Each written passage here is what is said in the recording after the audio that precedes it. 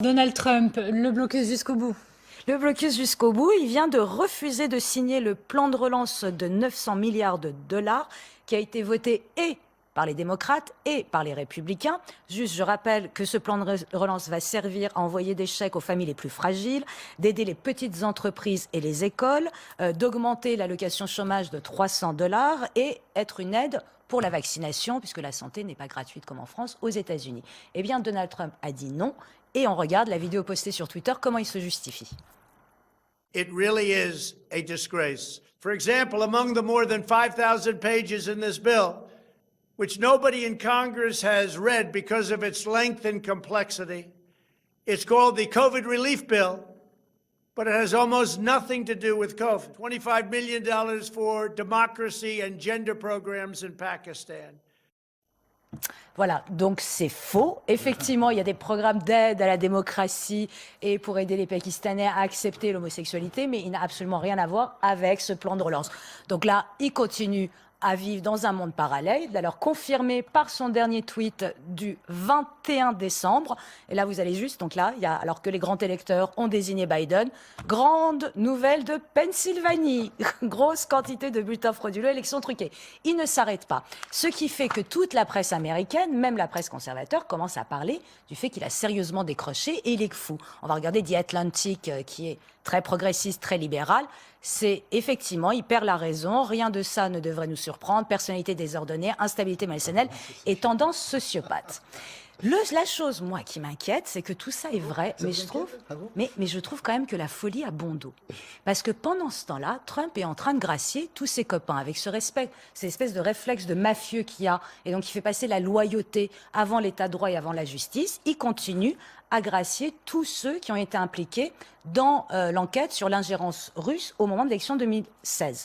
Donc Michael Flynn, son ancien conseiller à la sécurité nationale, fin novembre, gracié. Et là, il vient de gracier Georges Papadopoulos, qui est l'ancien conseiller diplomatique, celui qui avait menti au FBI. Ce n'est quand même pas rien de mentir au FBI aux États-Unis.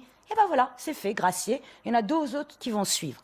Plus grave, là, ce n'est même pas ses loyaux à lui, c'est que là, il a gracié les 4 mercenaires de la société de sécurité privée Blackwater, qui avaient été condamnés, dont le Nicolas Slaton, à la prison à vie. Pourquoi? Parce que, souvenez-vous, en septembre 2007, ces hommes avaient tiré sur la foule à Bagdad, faisant 15 morts, dont des enfants de moins de 10 ans. Ils ont été condamnés. Ce monsieur, que vous voyez à l'écran, a été condamné par la justice américaine à la prison à vie. Ce sont des gens extrêmement dangereux. Et ben voilà, il a décidé de les gracier et rien ne peut résister à la grâce présidentielle, donc ils sont graciés.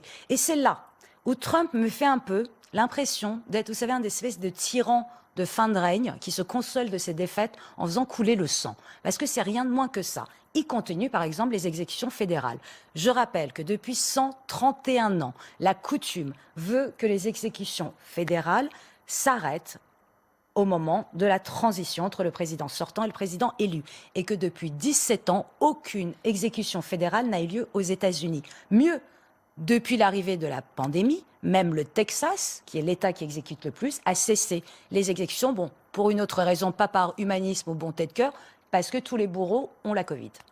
Ce n'est pas une blague, c'est vraiment très sérieux, ils ont tous la Covid, donc même le Texas a arrêté d'exécuter.